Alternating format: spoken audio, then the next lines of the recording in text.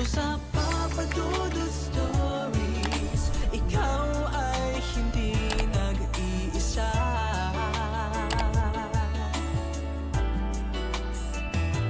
Dito sa Papa Dudut Stories, may nagmamahal sa'yo. Papa Dudut Stories, Papa Dudut Stories. Dear Papa Dudut, sa lahat po ng mga nakatutok ngayon, huwag pong kalimutan mag-like, mag-share at mag-subscribe. Maraming salamat po sa inyong lahat.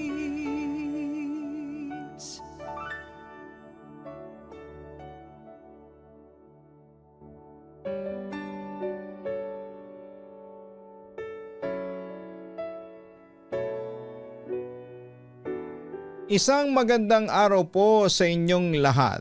Ako po si Delcy, isang embalsamador at nakatira dito sa Barangay Bagto dito sa bayan ng Lezu sa Aklan. Subscriber mo ako sa Papa Dudut YouTube channel simula pa noong June 2024 at maging sa iyong Spotify, at simula noon ay marami na akong napapakinggang kwento, lalo na kapag horror. Lahat naman ay kapanipaniwala since ako rin ay nakaka-experience ng nakakatakot at magpahanggang ngayon ay hindi ko pa rin po makalimutan. Bago ako magkwento sa inyo ng aking karanasan sa pagiging embalsamador ay ikakwento ko muna sa inyo yung kauna-unahang kababalagan na naranasan ko noong bata pa ako. Tanda ko nasa 12 years old ako ng mga panahong ito. Matatakotin talaga ako. Paano ba naman kasi makulit akong bata? At para matigil ako sa pagiging makulit ay palagi akong tinatakot ng mga magulang ko. Tulad ng huwag kang pumunta dyan Delcy, may mumu dyan. O di kaya naman ay huwag kang malikot kasi gusto ng mga aswang ang malilikot. Sige ka, kukunin ka niya. Yung mga ganyang tipo ng pananakot ang naririnig ko noon mula sa mga nakakatanda sa akin. Kaya tuloy pumasok sa isipan ko na baka nga totoo na may mumu sa isang lugar na gusto kong puntahan o kukunin talaga ako ng mga aswang kapag malikot ako. Mabalik tayo sa kwento ko. So ayun na nga Papa Dudut. Nasa tapat ako ng sari-sari store noon na pag-aari ng tiyahing ko at sa labas ay nagse-cellphone lamang ako habang yung mga matatanda ay nagkwekwentuhan tungkol sa kanilang mga buhay.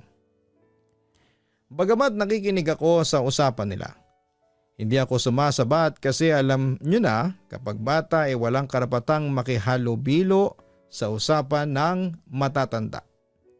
Bagamat napapatingin ako sa mga nag-uusap, lalo na kapag interesante ang kanilang kwentuhan. Habang nagkwekwentuhan sila ay napatingin ako sa biological sister ng lolo EJ ko na si Lola Nieves. Nabihira ko lang makita dahil sa malayong lugar pa ito nakatira. Kaya nagulat ako nang dumalaw ito sa amin. Pero ang nakapagtataka dito Papa Dudut ay parang na-inform sa akin na dumalaw nga si Lola Nieves. Basta nagulat na lamang ako na lumitaw ito sa tapat ng tindahan namin. Tapos ay napansin ko din na bihirang magsalita at parang nakikinig lang sa mga kwentuhan. Nang bigla nitong sinabi sa akin na alam mo Delcy, patay na ako. Sino namang hindi paninindigan ng balahibo kapag sinabi sa ito, hindi ba? Kaya sinabi ko sa kanya na Lola Nieves, huwag ka namang manakot ng ganyan. Sabi ko. Nang mapansin ko na lamang na huminto sa kwentuhan ng mga matatanda at napatingin sa akin ng ilang segundo. Na para bang nagtataka sila kung bakit ako nagsalita. Pero hindi nila ako kinausap noon at nagpatuloy pa rin sila sa kwentuhan. Hanggang sa biglang may lumapit na isang matanda sa mga nagkwekwentuhan sa tapat ng sari-sari store. Patay na raw si Nieves, bungad nito sa kanila. Nagulat ang mga matatanda sa balitang natanggap nila. Pero mas nagulat ako kasi nakikita ko sila Lola Nieves at nasa tabi ng mga nagkwekwentuhan. Tumingin ako kay Lola Nieves na noon ay nakangiti lang sa akin. Mamayang kaunti ay dahan-dahan itong tumayo sa kinakaupuan niya at tumalikod. Tapos ay bigla na lamang siyang nawala nang mablock ng mga matatanda ang view ko. Ano daw ang kinamatay ni Chang Nieves? Tanong ng tiyahing ko. Bangungot yata. Basta hindi na lang nagising sabi pa ni Poncho. Bigla na lang daw nangamoy ng mabaho sa labas ng bahay ng Nieves tapos nang pasukin nila ang bahay. Natagpuan nilang patay ang matanda sa kwarto, nakahiga sa kama. Ang sabi pa ay 2 araw nang patay si Nieves bago makita ng mga kaanak natin. Kwento ng nagbalitang kamag-anak din namin. Sa kabilang banda ay hindi ko na ikinuwento sa kanila na nakita ko ang kaluluwa ni Lola Nieves. Basta sumama na lamang ako sa mga magulang ko papunta sa probinsya para dumalo sa burol ng yumao naming kamag-anak. Pagdating namin doon ay may nalaman ako tungkol sa ginawa nila sa bangkay ni Lola Nieves. Dahil may mga pamahiin daw sa probinsya at mga sabi-sabi ukol sa patay. Hindi daw nila pinaimbalsamo para buo pa rin daw. So ang ginawa ay nilibing ng buo yung kapatid ng lolo ko nang walang imbalsamo. Siyempre pagkatapos ng libing ay bumalik na kami sa lugar namin. Pero makalipas siguro ng 1 buwan ay nakatanggap kami ng isang nakakatakot na balita. Yung bahay ni Lola Nieves ay naging abandonadong bahay pagkamatay ng matanda. Pero makalipas ang 1 buwan ay binalaksan ng tirahan ito ng isang kamag-anak namin. Pero laking gulat daw nila nang makita nila sa loob ang hindi pa naaagnas na bangkay ni Lola na nakaupo in an upright position. Dahil sa takot lahat daw sila ay nagtakbuhan. Ang iba naman ay bumisita sa puntod ng lola ko para alamin ang katotohanan. Nakita nga nilang parang hinukay ang pinaglibingan. Ang tanong na lang ng mga kamag-anak ko ay sino ang naghukay at sino ang naglagay ng bangkay sa bahay. Kinabukasan, pagkaraang madiskubre ang bangkay ay biglang dumating raw ang kaibigan o kakilala ni Lola Nieves na pinapaniwala ang mangkukulam. Nung kinumprontanan ng mga pari at pulis dahil sa takot ay nilawayan lang daw ng mangkukulam yung bangkay. Biglang bumukas yung mata kaya lalong natakot ang mga taga doon. Pero bumukas man ang mga mata ni Lola Nieves ay hindi pa rin ito humihinga at talagang patay na. Dahil sa mga nangyari ay nagpasya na ang lahat na ipaimbalsa mo na ang katawan ni Lola Nieves. Nang sa ganoon ay hindi na magdulot ng takot sa mga kamag-anak namin. So ito nga ang kauna-unahang kababalaghan na naranasan ko at ng angka namin. At madalas kong ikwento yon sa mga kaibigan ko nang tumira kami sa syudad. Sa kabilang banda lumipas ang panahon at nagpasya akong mag-aral ng pagiging mortician. Nagpasya akong maging embalsamador para malabanan ang pagiging matatakotin ko. Noong una ay talaga namang nag-struggle ako kasi inuunahan ako ng takot pero nagpasya akong maging matatag at nilabanan ko talaga ang nararamdaman ko. Sa huli ay makalipas ang ilang taon ng pag-aaral at practice ay naging embalsamador na ako, Papa Dudut. Naging maayos naman ang unang 6 na buwan ko bilang embalsamador. Araw-araw kong trabaho ang mag-ayos ng mga katawan ng pumanaw. Hugasan, bihisan at ihanda para sa huling sandali na makikita pa sila ng kanilang mga mahal sa buhay. Maraming tao ang nagsasabing nakakatakot daw ang trabaho ko. Pero para sa akin, ito na ang nakasanayan.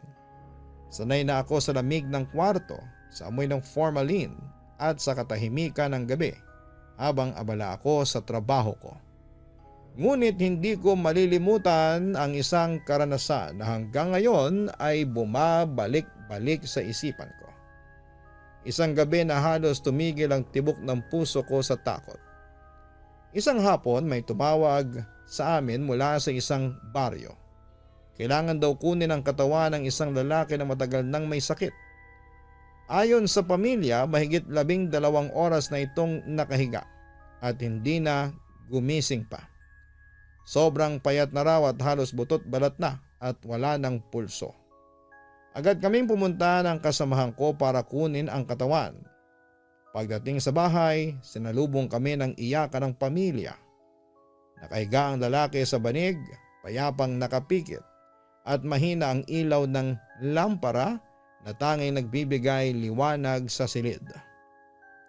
Sinilip ko ang katawan, totoo nga at wala na siyang pulso at malamig na ang balat. Kinumpirma namin at saka siya dinala pabalik sa funeraria.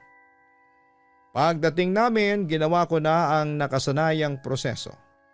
Inayos ko ang mesa, nilabas ang mga gamit, scalpel, syringe, karayom at ang bote ng formalin. Isinampa namin ang katawan sa stainless table at sinimulan ko na ang paghahanda. Tahimik lang ang paligid, tanging ugong ng electric fan ang maririnig. Sanay na ako sa ganitong tanawin pero sa oras na yon ay hindi ko alam na may kakaiba palang mangyayari.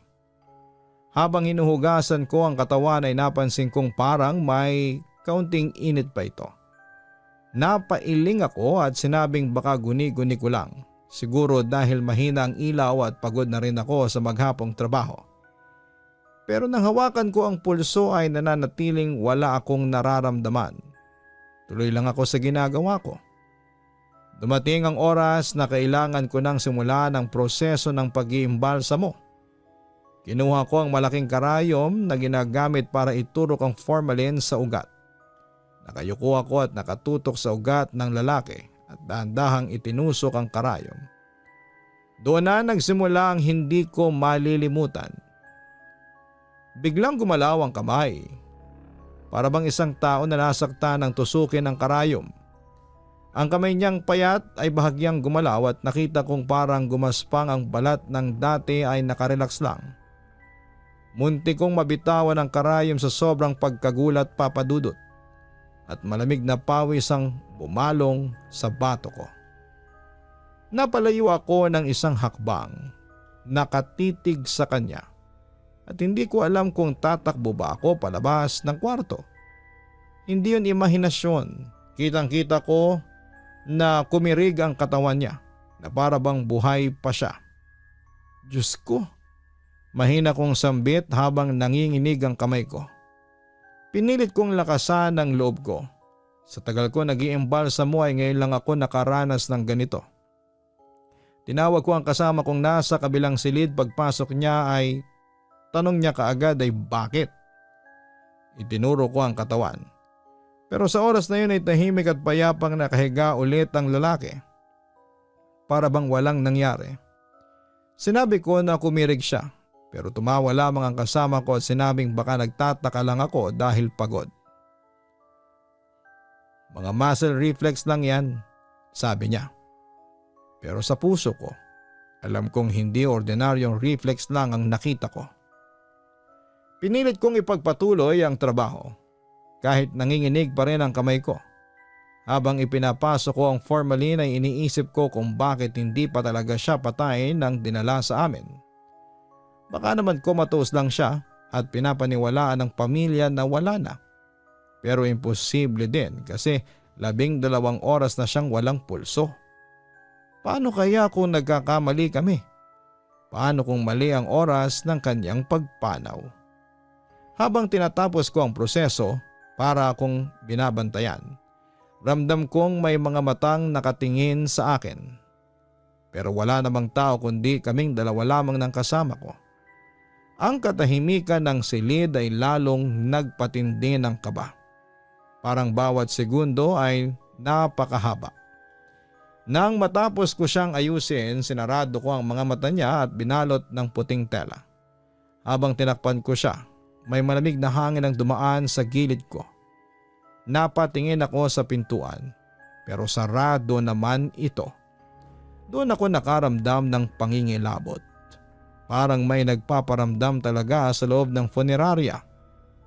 Kinagabihan bago ako umuwi. Dumaan muna ako sa chapel kung saan nilagay ang katawan. Tahimik ang paligid, may ilang kandila lang na nakasindi. At maririnig ang mahihinang dasal ng pamilya. Tumigil ako saglit. Tinitigan ko ang payapang mukha ng lalaki at tahimik na nagdasal para sa kanyang kaluluwa. Hindi ko man may paliwanag ang mga nangyari, alam kong may mensahe yon. Na ang kamatayan ay hindi basta dumarating at minsan ay may misteryo itong dala. Pag-uwi ko ay hindi ko kaagad nakalimutan ang gabing yon. Paulit-ulit na bumabalik sa isipan ko ang eksenang kumirig siya matapos tusukin ang karayom. Hanggang ngayon ay naiisip ko pa rin, buhay pa ba siya ng mga oras na yon? O baka naman nagparamdam lang siya. Nagsasabi ng huling sulyap ng kanyang kaluluwa bago tuluyang lumisan. Bilang isang imbalsamador ay sanay ako sa lamig ng bangkay at sa katahimikan ng gabi. Pero sa gabing yon ay natutunan kong kahit gaano tayo kasigurado ay may mga bagay na hindi kayang ipaliwanag ng siyensya. Samantala pagkatapos ng araw na yon ay pilit ko nang kinalimutan ang insidenteng yon, pero papadudot. Dito na po nagsimula ang totoong kababalaghan. Maaga akong matulog noon nang bigla akong nanaginip. Napanaginipan ko yung matanda. Nung una hindi ko pa siya namukaan kaya nung hilahin niya ako ay sumama lang ako. Maganda naman kasi ang paligid, maayos, malamig at maaliwalas. Dinala ako nito sa isang lugar na may mga puting ulap, puting buhangin at may maliit na nyog. Delcy, bakit niyo ako pinaimbalsa mo agad? Hindi pa ako patay. Hiniram lang ng taga-ibang daigdig ang kaluluwa ko dahil may kasalanan ako sa kanila. Pagka-ikatlong araw ibabalik din nila ako, sabi ng matanda sa akin. Nagulat ako at hindi makapaniwala sa aking narinig. Tapos ay bigla na lang akong nagising.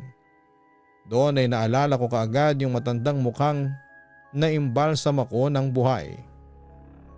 Pero huli na para magsisi at ang tanging nagawa ko na lamang ay umiyak sa panghihinayang. Hindi nagtagal, habang nasa trabaho ako, pumunta sa akin ang isa sa mga kamag-anak na matandang naimbalsam ko ng buhay. Sinabi nila na nanaginip din sila at nagpakita sa kanila ang matanda pero tanging pagsisisi na lamang ang kanilang nagawa. Hindi naman nila ako sinisisi since normal lang naman daw nagampanan ko ang aking trabaho. Once na dinala na sa punerarya ay assumed na patay na talaga ito. Samantala nagkwento pa yung kamag-anak ng matanda. Bago daw ito namatay ay sumama raw ito sa kaanak niya na nanguhuli ng ibon. May natamaan daw itong puting owl at marahil ito ay pag-aari ng taga-ibang daigdig. Kung kaya siya kinuha bilang kabayaran ng kanyang kasalanan. Naniniwala ako na totoo ang mga engkanto dahil biblical. Kasama sila sa mga parurusahan pagdating ng araw. Kaya naniniwala din akong kinuha nga si lolo ng mga engkanto at hindi na nakabalik dahil wala na nga ang kanyang katawang lupa. Pagkatapos ng isang buwan mula nang inilibing ang matanda ay hinukay nila ulit ang puntod niya at nakita nilang ang mga buto nito ay kulay itim at hindi kagaya ng normal na kulay puti.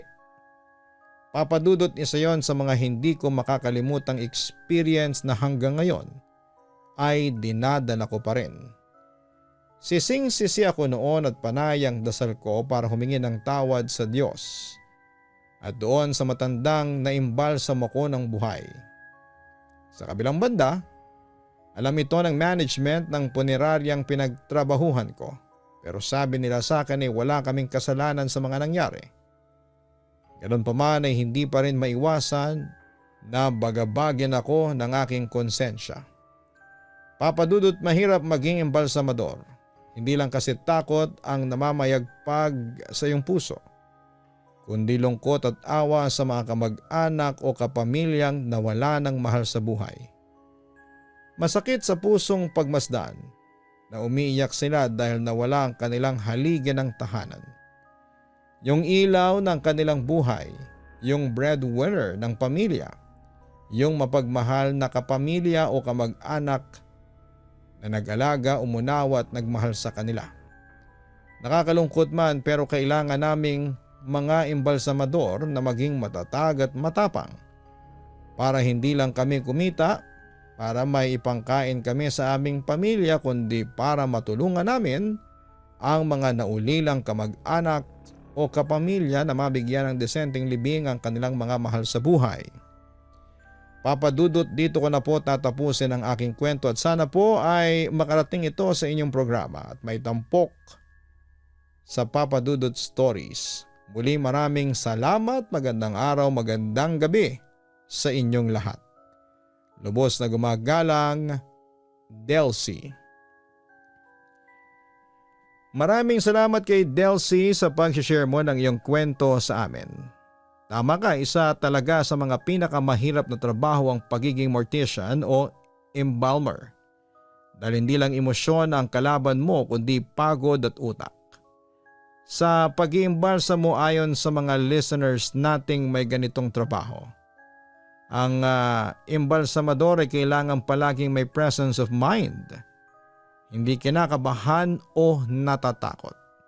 Kailangan matibay ang loob at mapanuri at mahaba ang pasensya. Dahil hindi nga lang takot ang kalaban mo, kundi lungkot na pwedeng mauwi sa depresyon and over fatigue.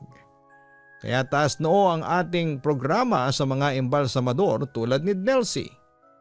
Kung wala po sila, hindi magkakaroon ng desenteng burol at libing ang ating mga yumaong mahal sa buhay.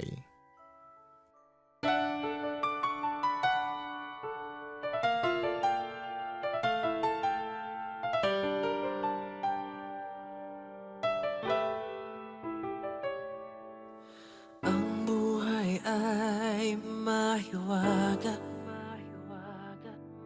laging may lungkot at saya. Sa Papa Dudut Stories, laging may karamay ka.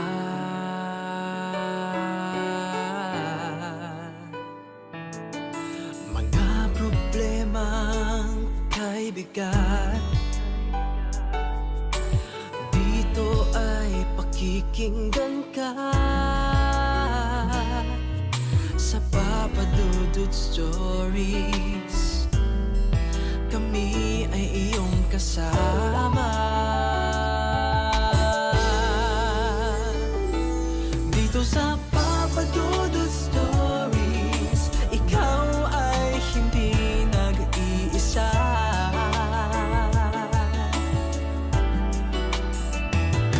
Dito sa Papa Dudut Stories, may nagmamahal sa'yo.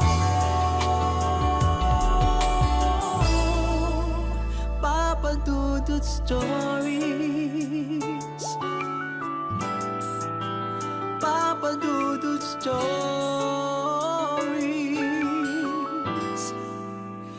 Papa Dudut Stories.